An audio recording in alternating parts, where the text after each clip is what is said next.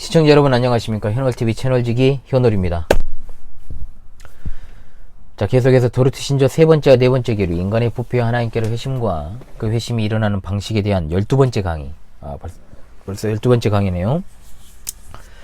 자, 이번 시간에 15항을 공부를 하겠습니다. 자, 날이 많이 추워졌어요. 여러분들 굉장히 추워졌습니다. 뭐 추워질 때가 됐죠. 지난 겨울이 상당히 겨울답지 않은 어떤 추위가 있었지만 올해는 좀 더 그보다는 춥다고 하니까 그러나 정말로 이 코로나와 더불어서 여러가지 각종 질병으로부터 하나님께서 여러분 모두를 보호해 주시기를 간절히 바랍니다. 15항의 주제는 이것입니다. 받을 자격이 없음에도 주신 이 은혜에 합당한 태도가 어떠한 것인가를 우리에게 알려주고 굉장히 중요한 시간입니다. 여러분 잘 들으십시오. 15항의 진술은 이렇게 요지를 정리할 수 있겠습니다. 첫째로 받을 자격이 없는 자에게 주신 하나님의 선물인 이 은혜를 받은 사람은 오직 하나님께만 영원한 감사를 빚지고 영원히 감사드린다는 것입니다. 두 번째입니다. 반면에 이 은혜를 받지 못한 사람들은 영적인 것들에 전혀 관심 없고 자신의 상태에 대해서 만족하고 거짓 안정 속에서 자신이 가지지 않은 것을 가지고 있다 헛되이 자랑한다는 거예요. 이렇게 겉으로 신앙을 고백한 척하고 행실을 고치는 사람들, 즉 외식하는 자들에 대해서 정말 사람의 깊은 마음속을 모르기 때문에 가장 호의적인 방법으로 판단하고 말해야 한다. 굉장히 신중한 접근을 하죠. 세 번째, 아직 부르심을 받지 못한 사람들을 위해 없는 것을 있는 것으로 부르시는 분이신 하나님께 기도하는 게 우리의 의무지만 결코 우리가 스스로 내가 남달리 구별되어 있는 것처럼 교만해서는 안 된다. 아주 중요한 15항의 요지가 되겠습니다. 자, 오직 하나님의 은혜로 말미암아 구원을 받은 자들은 하나님께 전적으로 빚을 진 자들입니다. 그렇지 않습니까? 하나님께서는 그 누구에게도 그 은혜를 주실 의무가 없으십니다. 그런데 알미니아는 개혁파를 비난하죠. 뭐라고 멍거립니까? 너희들이 믿는 하나님은 임의대로 누구는 구원하고 누구는 버리는 변덕스러운 하나님이다. 이러한 알미니안의 비난에 대해서 우리 신앙의 선배들은 다른 말 하지 않습니다. 다른 말 하지 않고 하나님께서는 단 하나의 영혼이라도 구원하실 의무가 없다고 딱 잘라 말합니다. 단 하나의 영혼이라도 구원하실 의무가 없다. 하나님께서 어떤 이에게는 은혜를 주시고 어떤 이에게는 은혜를 주지 않는 것에 대해서 피조물인 인간이 거기다 대놓고 반박할 수 없다는 것이죠. 그게 당연한 거죠. 이것이 바로 로마서 9장이 말하는 진리의 요체입니다. 인간에게 이 은혜를 주실 의무가 하나님께는 없어요. 의무가 없으시기 때문에 책임질 일도 없는 거예요. 그렇지 않습니까? 그러므로 하나님의 은혜를 받은 이들에게 있어서 필요한 건 뭐겠습니까? 이런 불평, 불만이 아니라 그런 불평을 갖지도 않습니다. 은혜를 못 받았으니까 그런 불평, 불만을 갖는 것이죠. 참된 은혜를. 날마다 우리가 하나님 앞에서 겸손하게 그의 자비와 은혜에 감사하는 일이 필요하게 되는 것이죠. 마치 당연히 받아야 될 것을 받은 것처럼 도도하게 굴어서는 안 된다는 거예요. 그게 교만 아닙니까? 자주 말씀드립니다만 하나님께서는 죄인을 구원하셔야 될 빚을 진 일이 없어요. 그런 의무도 갖고 계시지 않아요. 따라서 책임질 일도 없습니다.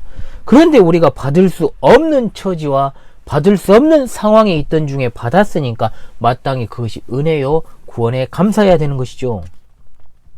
그런데 거짓된 확신에 휩싸여 살아가는 사람들이 있습니다. 많아요.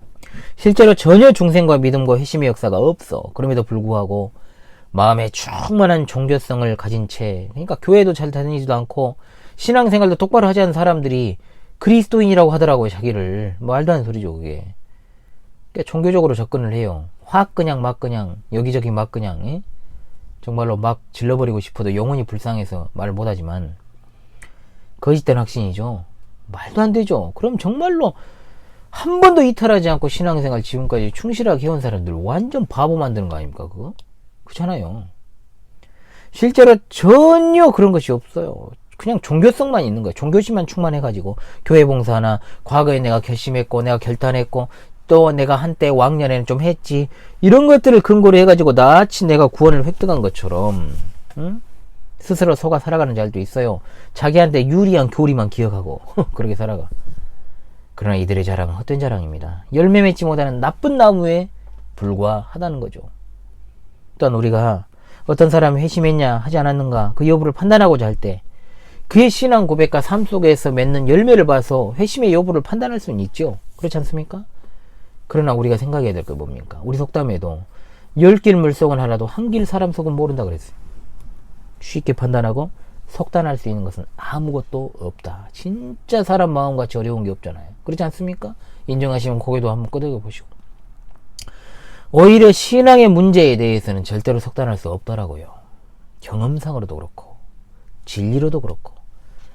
우리는 하나님께서는 사람의 중심을 보십니다.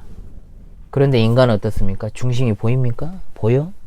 아무리 통찰력이 있는 사람이라고 할지라도 제대로 다 볼 수는 없어요. 그러니까 당연히 겉으로 드러나는 것에 의해서 판단할 수밖에 없어요. 관상은 거짓말을 안 한다. 관상은 과학이다. 이런 말 하잖아. 그것도 겉으로 드러나는 것 아니겠습니까?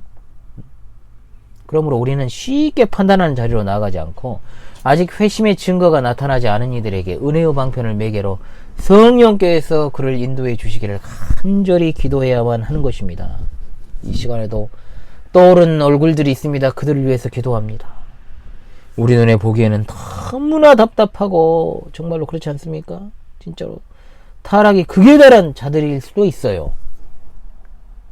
그러나 기도만이 우리의 할 일인 것이죠. 그리고 그것밖에 할 것이 없어요. 우리는 그렇지 않습니까? 바울 사도도 기독교에 정말로 큰 핍박자요 박해자요 하나님의 대적 아니었습니까? 그런 시절이 있었죠. 그러나 하나님께서는 그를 초자연적인 역사로 거꾸로 들이시고 이방인의 사도로 삼아서 어마어마한 영향력을 끼치는 복음의 증인으로 사용하셨습니다. 그러므로 우리가 은혜 안에 있기 때문에 은혜 받지 못한 자들보다 더 나았다라는 교만한 생각해서는 안 됩니다. 여러분, 우린 똑같을 뿐이에요. 왜냐?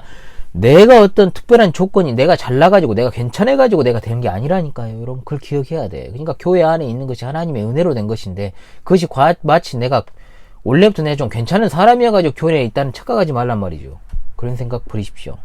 우리는 그냥 죄인이지만 구원받은 죄인일 뿐이에요. 구원이 덧입혀진 거예요. 은혜가 덧입혀졌을 뿐이에요. 그런데 그 은혜는 내가 받을 수 있다고 받는 게 아니잖아요. 하나님의 전적인 주권적인 은혜 아닙니까? 받을 자격이나 상황이 되지 않는 자에게 주시는 하나님의 선물 아닙니까? 특히나 여러분, 진리를 안다라고 하는, 진리에 굳건하게 서 있다라고 하는, 가장 성경적으로 하나님을 믿고 따르고 있다라고 하는 우리 개혁파 개혁교회 칼빈주의 성도들은 가장 겸손한 성도들이 되어야 한다는 것을 여러분 잊지 마시기를 바랍니다. 유일무이 개혁신앙, 구호로만 외치지 말고 삶으로 겸손하게 드러내는 여러분 모두가 되시길 바랍니다. 이번 시간도 수고하셨습니다.